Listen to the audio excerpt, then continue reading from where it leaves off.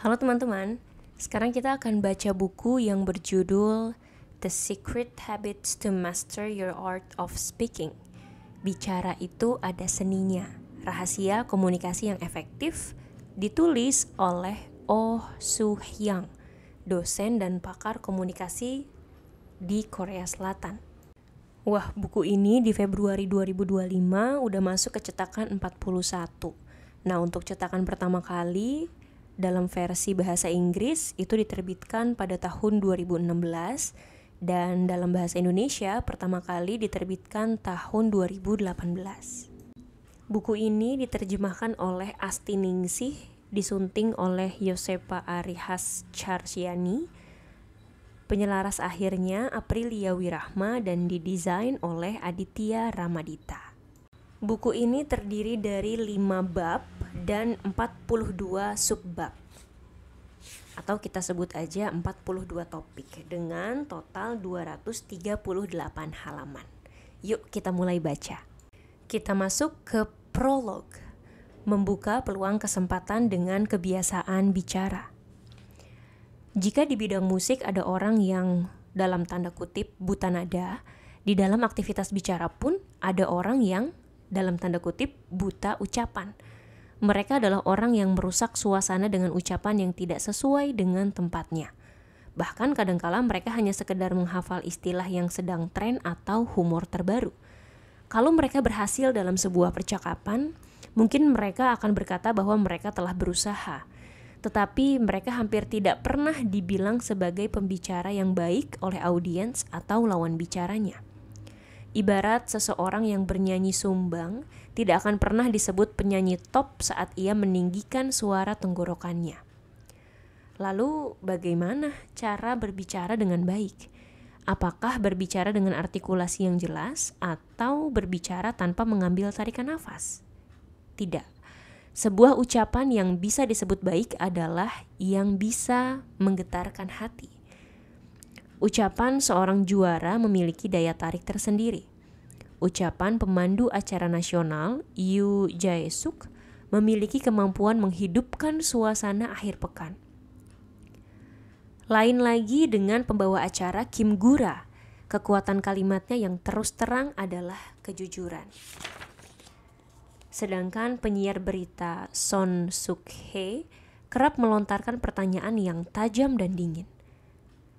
Mereka bertiga mampu mengguncang hati pendengar hanya dengan sebuah ucapan. Bisa dibilang mereka adalah juara dalam berbicara. Sedemikian pentingnya ucapan. Kita harus pandai berbicara untuk menunjukkan diri kita kepada lawan bicara dalam kehidupan sosial. Orang yang berbicara dengan mahir akan menjadi lebih maju daripada yang lainnya. Untuk mencapai tujuan komunikasi, persuasi, dan negosiasi, kita harus mengetahui metode komunikasi yang efisien. Masalahnya, hanya segelintir orang yang mengetahuinya. Mayoritas orang tidak tahu bagaimana cara berkomunikasi dengan baik. Mereka kadang salah sangka bahwa orang lain pandai berbicara karena bawaan lahir. Lalu mereka akan berkata kepada dirinya sendiri, jika sejak awal tidak mahir berbicara, maka hal itu tidak akan bisa diperbaiki. Sama sekali tidak demikian. Anda dapat menonton film The King's Speech. Raja George VI naik tahta di kerajaan Inggris pada saat Perang Dunia II pecah. Namun ia mengalami kesulitan dalam berbicara dan selalu gagap. Oleh karena itu, publik tidak menyambut pidatonya dengan genggam gempita.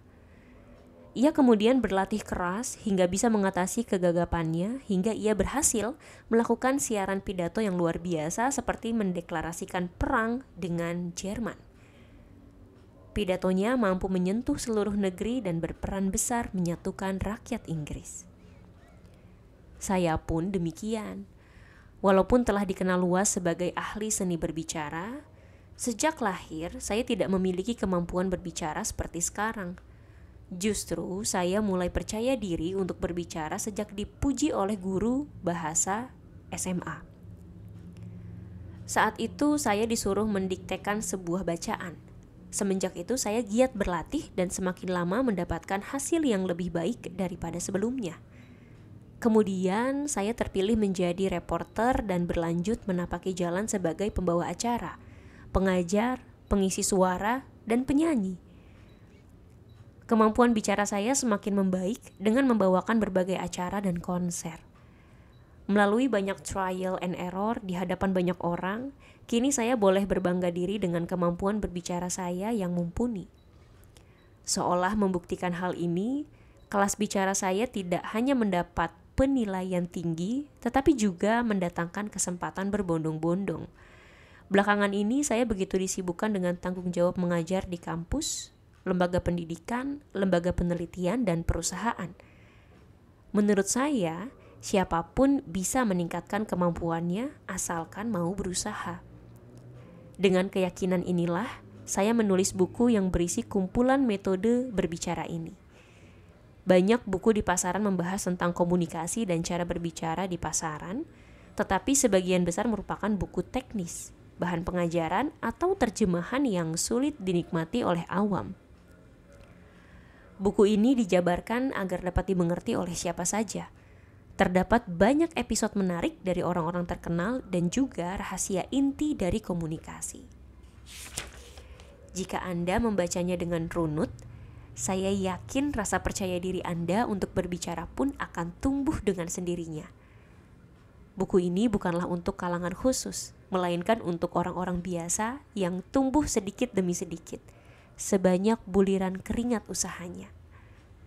Buku ini ditulis untuk mereka yang berupaya untuk memperbaiki kemampuan bicaranya dan percaya bahwa kehidupannya dapat berubah dengan mengubah cara bicara. Saya mempersembahkan buku ini untuk semua orang saat ini pun yang sedang berjuang untuk masa depannya. Juni 2016, Oh Soo Hyang.